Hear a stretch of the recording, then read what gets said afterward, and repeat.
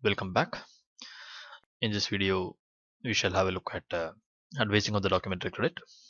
This will be a fast cram course on a refresher on the guide to documentary credits, a preparatory course for CD6 examinations.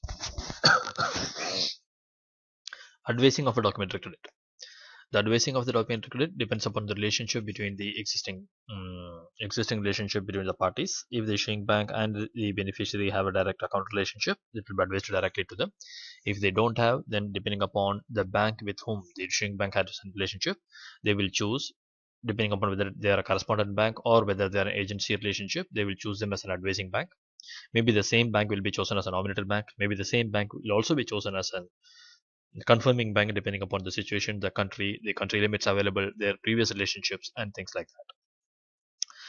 Now, the bank that will be asked to advise the credit will mostly the bank with whom the beneficiary has an account with, and this would have been informed by the beneficiary to the applicant at the time of drafting the contract, and the applicant would have indicated this in their LC application.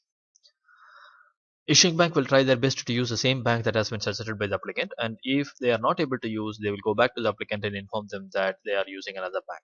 Consent of the applicant is necessary for changing the advising bank, because if anything goes wrong and the issuing bank had chosen a bank on their own without heeding to the advice of the applicant, then the issuing bank may be held responsible for such delays and other related matters. Also, the nominated bank for transfer or the nominated bank for honor and the confirming bank is chosen by the issuing bank based on their previous experience and their existing interbank relationships. Sometimes, depending upon the previous letter given by the confirming bank saying saying the existence of a line of credit for a specific bank, the issuing bank may choose a specific confirming bank. This bank may or may not be in the city of the beneficiary if it is pre-chosen by the issuing bank. In the sales contract, the while drawing up the sales contract, the beneficiary will choose LC as a payment method, and the beneficiary will say, "This is a type of LC I would require. Whether it is a revolving LC required, whether it's a transferring LC required, what will be required, and what are the terms, where it has to be advised, whether it has to be conformable, if yes, who will pay the charges, and things like that." And this is the information that will be taken by the applicant to be ported into the LC application for issuing of an LC. The advising bank has to advise after checking the genuineness and completeness of the transaction. So they have no responsibility on their own. They are not liable in any way. They have to check whether what has been received is genuine. Apparently appear to be genuine. Only that much. They don't do a forensic check. If it is Swift, automatically you will have a MAC code, machine authentication code. And if it is a telex transfer or any other method, then you will have a cipher or some other way of checking whether it is genuine or not, or maybe the verification of signatures and things like that. They will also ensure whatever has been received is complete. If it is in the form of empty Swift 700, then they will check whether there is any 701 as a continuation message. If it is in the form of paper, they will check whether all the papers are stuck together and available together. If it is in the form of telex, they will ensure it is not garbled. They will ensure that all the terms and conditions received is complete, and then they will pass it on to the beneficiary. That is what the advising bank will do. Advising bank may also choose a second advising bank if they feel that is a bank who is in the best position to advise and closer to the beneficiary. Beneficiary, on receipt of the credit, have to check the workability of the credit. That is, whether they will be able to comply with the terms and conditions called for, whether they will be able to submit the stipulated documents, and whether the credit is operative in their views. Now, if they feel the credit is not operative, they have to get back to the advising bank for advice on how to handle this, or they have to get back to the applicant asking for amendments to make the LC mirror the underlying terms and conditions of the contract. Now, there will be a set of communications once an LC is issued. The communications would be with regards to the beneficiary asking for amendment, or beneficiary asking for possibility of waiver of discrepancies directly to the applicant, or the beneficiary's bank, the advising bank, or the nominated bank will be approaching the issuing bank asking for certain amendments or asking for permission to negotiate a discrepant documents. These are the two upward communications that will happen from the beneficiary's side or the advising nominated bank side to the issuing bank. From the issuing bank side, once a credit is issued, the next possible communication could most probably be a amendment being advised.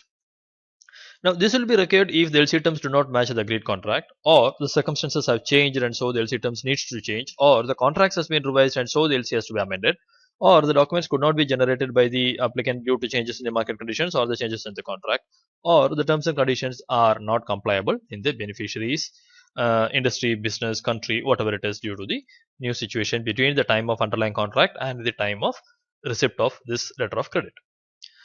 The role of an advising bank as per UCP 600 is that they will undertake no liability, they will give no undertaking. The role of an advising bank is that they will have no liability, they will undertake no liability, they will give no undertaking. They will just pass on the LC or the amendment to the beneficiary as received without any engagement or obligation in the part. The advising bank advises the credit without any engagement or obligation on their part on their own.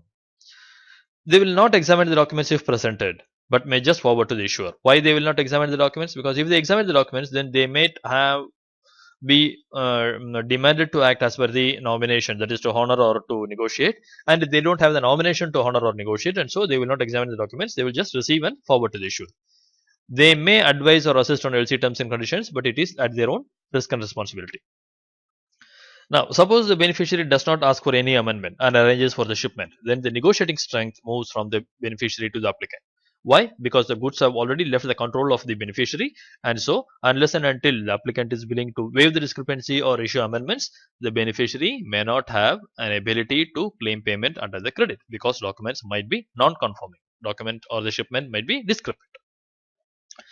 If non-negotiable transfer documents are consigned to the applicant, non-negotiable transfer documents are something that is issued not to the order, that is not negotiable, that is not transferable for the title by means of endorsement and delivery. If they are issued straight consigned to the applicant, beneficiary cannot hold the issuing bank or any nominated bank responsible in the event of non-payment due to discrepancies, because goods will get released by the applicant. Goods can have the as in his capacity as a consignee of a non-negotiable document, he can straight away show his identity to the carrier's agent at the destination port, airport, or whichever place, and he will get the goods released. Why? In case the documents are not capable of transferring title, goods will be released by the carrier to the named consignee, and so the issuing bank or any other bank will not be responsible for the risk of conversion if it is consigned to the applicant direct by the beneficiary. Also, if one original of a transferable negotiable transfer document is given straight away to the applicant, even if the other originals are given to the bank, the applicant will have the capability of getting the goods released, and so banks could not be held responsible. That is the risk for the beneficiary. The risk for the issuing bank is that the applicant will take the goods and will not pay, but because the documents are compliant and the issuing bank allowed one of the original to directly go to the applicant, the bank may have to pay up and face the loss. How will the banks control this risk? Banks might say, though 1/3 original can be given to the applicant, the goods will have to be consigned to the order of the issuing bank. So, because it's to the order of issuing bank and issuing bank has not yet endorsed, the applicant will not be able to take the goods in the normal course of business. Okay. Now, the nominated bank and or the confirming bank should advise the beneficiary precisely what responsibility it takes. This means at the time of confirmation, the confirming bank will have to say what are the terms and conditions of the confirmation. Accordingly, beneficiary will be able to comply with the same and present documents to them. Nominated bank, when they say they are the words used by ICC, the very famous words, expressly agreed and so communicated. So, when the nominated bank agrees to act as per the nomination, they have to say what are the terms and conditions under which they will be willing to act as per the nomination. What is required, how and when the beneficiary has to comply with the same. Sometimes nominated bank issues something called commitment to negotiate. This may or may not be within the LC, and this is also a sort of a silent confirmation that they will in any case negotiate if it is compliant. Now, the terms and conditions of confirmation or commitments to negotiate will have to be complied by the beneficiary, and compliance with LC alone will not be enough for getting the documents negotiated and honored. Now, the document examiners at the nominated bank, at the confirming bank, will have to limit themselves with regards to the verbal discussion they have on the possibility of discrepancies arising or how they may be resolved. Now, suppose an LC is received and the beneficiary comes for an advice, verbal advice, whatever is being discussed, the beneficiary may get to believe that these discrepancies are resolvable or resolved or minor or insignificant. This is a wrong impression, and the banks should ensure that such an impression is not created in the minds of the beneficiary. So, whatever is being discussed has to be very limited for verbal discussion, and the suggestions on what these discrepancies are and how this has to be rectified can be given only upon the ultimate presentation of the documents. The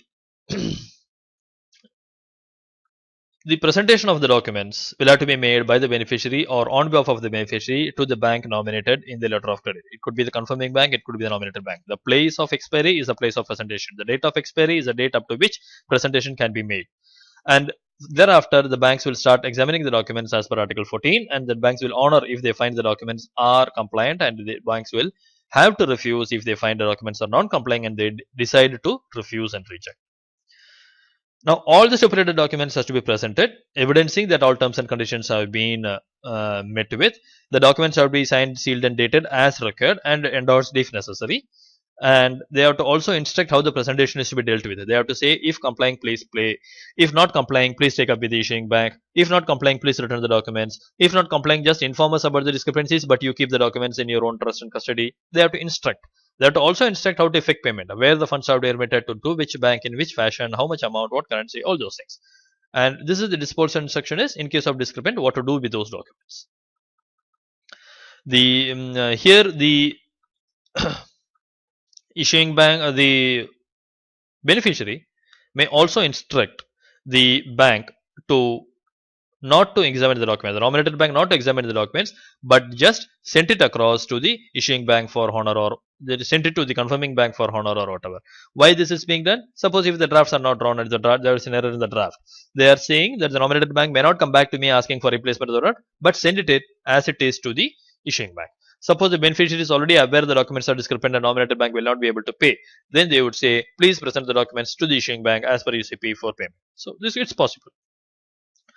Now there is something Article 38. Article 38 talks about the transferable credits. Article 38 says the first beneficiary has to instruct the transferring bank on the terms and conditions of the transfer requested. First beneficiary has to say how the transfer has to be effected, whether the amount has to be curtailed, whether the transfer is a full transfer or a partial transfer, whether the first beneficiary wants the invoices and draft to be substituted upon presentation of the second beneficiary's documents, whether second beneficiary has to compulsorily submit to the transferring bank or it can be transferred to the issuing bank directly, whether there will be any amendments, and in case there will be an amendments, whether it can be directly advised by the transferring bank to the beneficiary or whether they will have to be referred to the applicant. If it can be directly advised, what are the types of amendments which can be directly advised and what are the types of amendments that needs to be pre-advised to the first applicant before first beneficiary before being advised to the second. All those information, all those instructions, all those clarifications will have to be given by the first beneficiary at the time of transfer to the transferring bank, and based on that instruction only the transfer will get effected and those will be suitably incorporated in the transfer. Presentation by the beneficiary to the issuing bank can be direct to the applicant. Why? The LC, though it is available with the nominated bank, is also available and always available with the issuing bank. So it can be presented directly. Even second beneficiary can directly present to the issuing bank. Failure to comply with the documented credit conditions. Failure to check the workability and relevancy of the DC terms and conditions by the beneficiary will force them to seek amendments. And if they have to seek amendments, it is better they seek prior to the shipment. Because once the shipment is effected, the beneficiary loses a negotiating capacity and the applicant may or may not comply with the beneficiary's request for amendments. Failure of or delays in payment from the issuing bank is one of the risks that the beneficiary faces.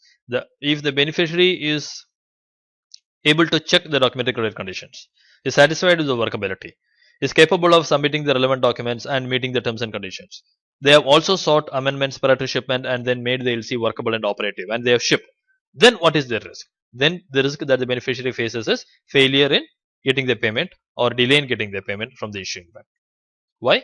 Because the nominated bank had ensured documents are credit compliant. So the documentary risk has been taken care. But there could be the liquidity risk or bank and country risk which the beneficiary will have to face. To avoid this only, the beneficiary will go in for confirmation of the credit. The beneficiary has to ensure the applicant is creditworthy and the issuing bank is of international repute before asking for an LC. So in the sales contract, they will say LC has to be issued by these type of banks. LC is required because the applicant is not adequately creditworthy but capable of having limits with the bank. And then they will say LC has to be issued by the language used in most of the underlying contracts is that top class bank, international bank, top 100 bank and things like that. It is preferable to say the name of 2 or 3 banks so that the applicant will be able to work accordingly and the LC received will be satisfied to the beneficiary. The beneficiary will also seek confirmation of the documented credit by another bank which is a separate undertaking independent of the underlying credit to pay the beneficiary in case the documents are compliant. The beneficiary may ask the nominated bank to examine for compliance of the documents instead of, as we have seen while giving instructions, while giving instructions to the nominated bank on what is to be done with the presentation, they will have to give instructions that they have to check for compliance. They may also give instruction that they need not check and send it across. If they do it, they run the risk of document risk, because if the documents are received in the counters of the issuing bank and if they find the documents are non-compliant, then it will be very difficult on the part of the beneficiary to have the documents rectified, because it will take another 3-4 days for the documents to fly back to the beneficiary's bank and then to be advised to the beneficiary and then to be rectified and then to be presented again, and technically it could be considered as a second presentation, and then it could cause additional discrepancies like late presentation and things like that. So it is better that the beneficiary requests the nominated bank to examine the documents, and in case of discrepancies try to rectify them as much as possible under the guidance and advice of the nominated bank who are their bankers. So these are some of the things that the that is related to the advising on the credit. We shall meet again on another video on other aspects of the crash course on guide to documentary credits. Thanks for watching this video. Please